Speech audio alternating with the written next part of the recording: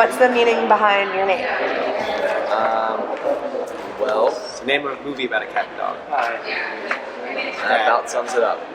However, sad story, the movie was made by Japanese filmmakers who ignored all rules concerning the safety of animals.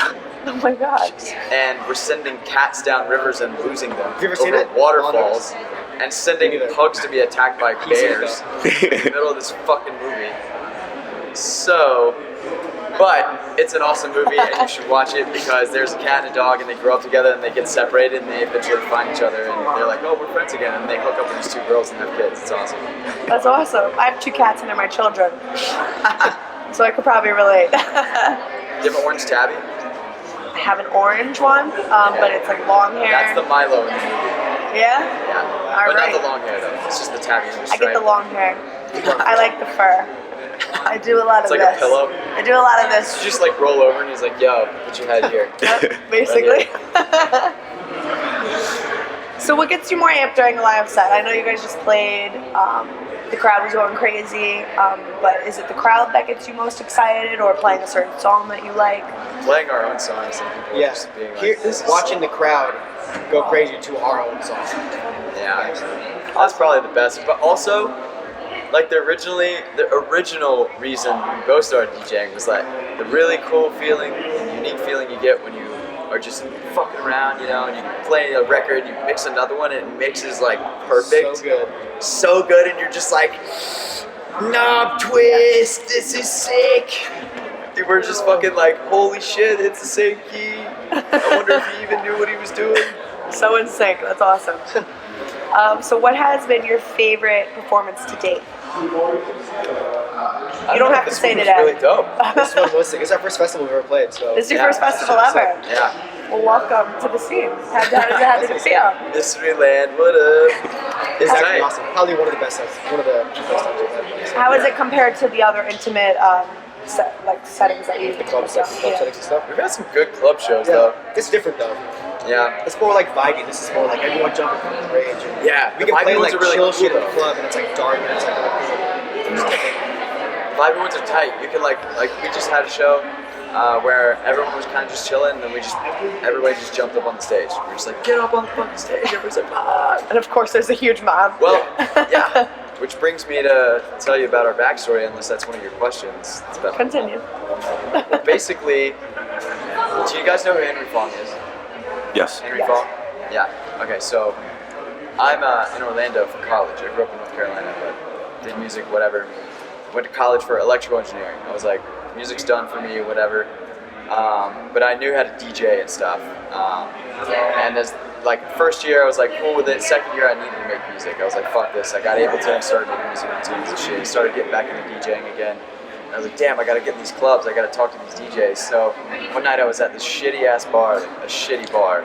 It was like maybe like an eighth the size of this room. It's probably like that fucking Short-haired Henry. shitty bar, right? He still had the long hair. This guy like set up like these 2 little shitty PA JBL Eons and like had like Serato and this like really fucked up like champagne poured on mixer and like CDJs everywhere, and he was like mixing some shit, and I was like, yo.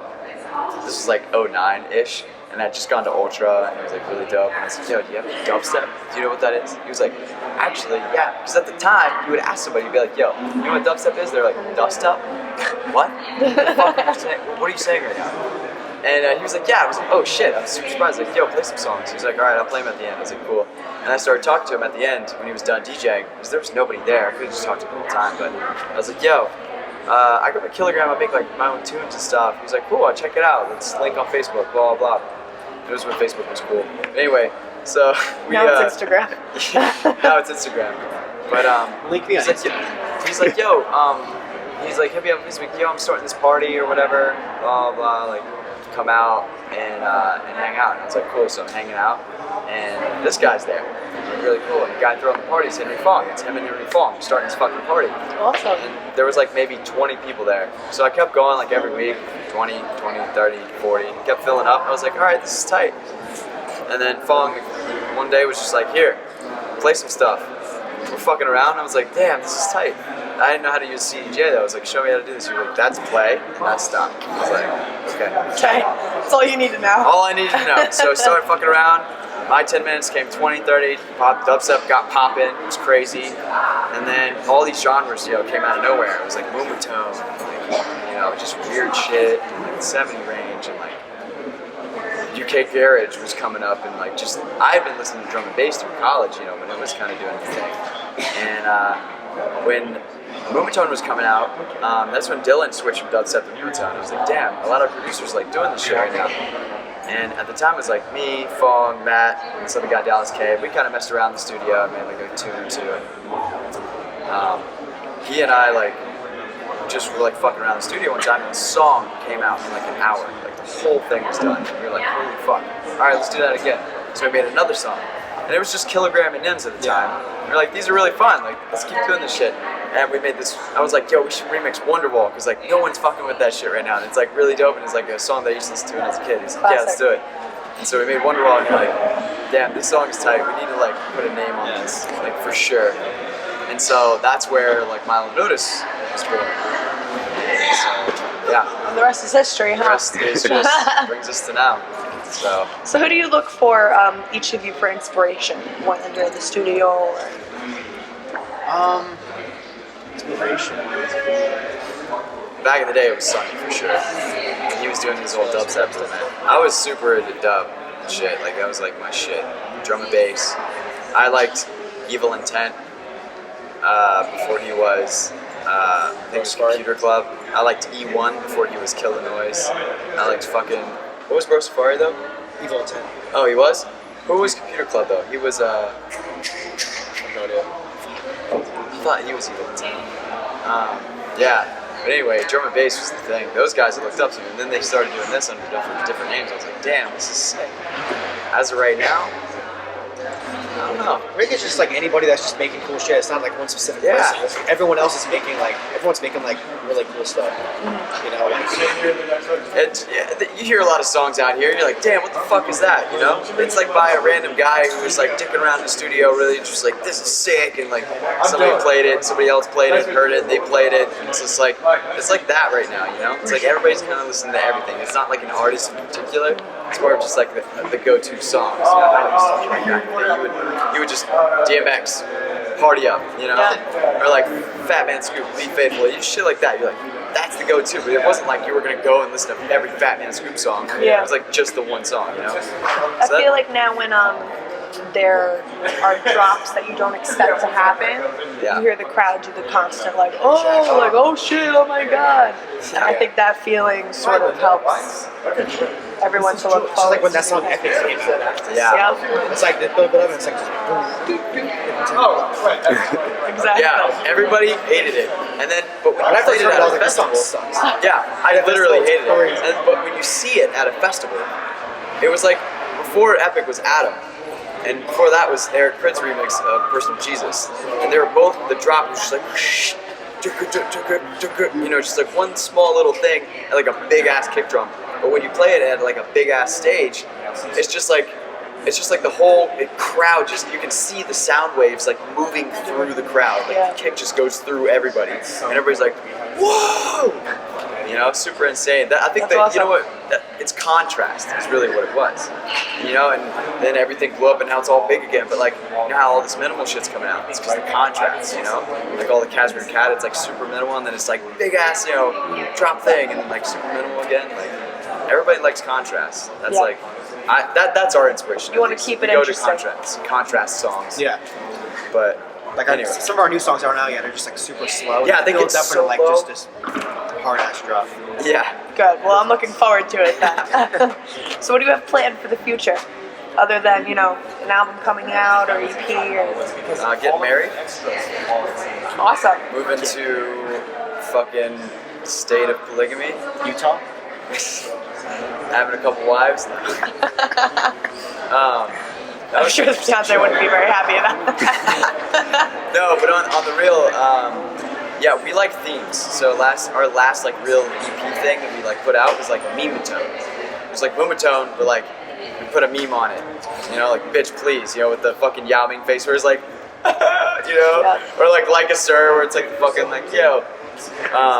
So that's what I think lately we've been putting out these songs like Fest Munch, for instance, where it's like I designed the graphic to be like a movie trailer. You know, it's like Fest Munch, and we put in these like horns, you know, and I have all these like movie trailer sounds I make, and I just throw them in there, and it's just like, you know, it kind of sounds like an epic movie or something, but then it's like a song. Yeah. So Awesome. maybe we'll do a theme with that. What the fuck is that? Like, we're working on like we want to put together an EP. Get the fuck out of my face. Yo, that's a legit speaker though, on the real. There you Her screen just cracked. Yeah. No, it's been like that. Damn. We're trying to work on an EP, but like we make songs and we just want to put them out. So like a lot of our stuff's like free singles. Yeah, So we it's make a it, lot like, easier to out. just be like, here's a song. Yeah. Because what happens It's hard usually to is hold the songs. You're like, we'll then it make sounds a so old. song and be like, fuck, let's just put this out. It's like so Yeah. sick. Like we're always like doing something different every time, so there's no like real theme. But I feel like we're gonna start like we have a few songs that do sound very similar, and we're gonna put them together as like a sort of story. So that's what we're trying to do. I feel like there's not a lot of stories right now. Oh, very Just cool. being like, here's a tune.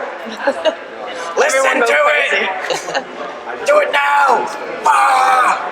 Compressor. Listen. So the two of you are a part of Skrillex's Mothership tour. What are your expectations touring with the artists like Skrillex, DJ Snake? What's on? Oh, we're way better than all of them. They all suck. It's a fun time. It's like No, I fucking love DJs those. to tour with. Yeah, You hear that? dude, they're literally like the best. Like they're the best DJs, and they're the best DJs to tour with because they're just so fun.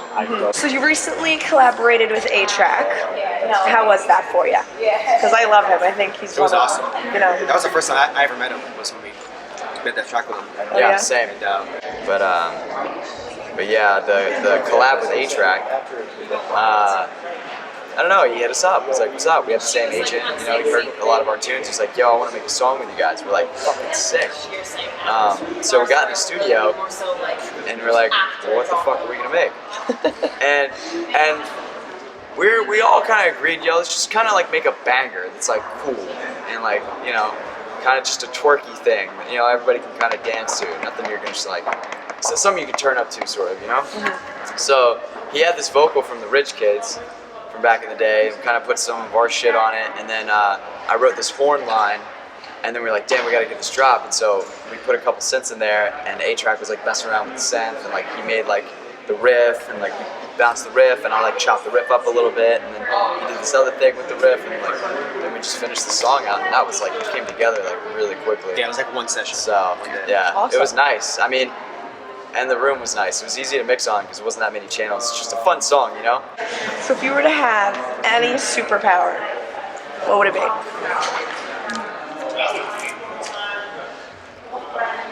Fly. just fly. Oh, weird. Just fly around. Weird, that'd be tight. And that's why the two of you are a group. That's why. Wow. We're just fluttering around. Wow.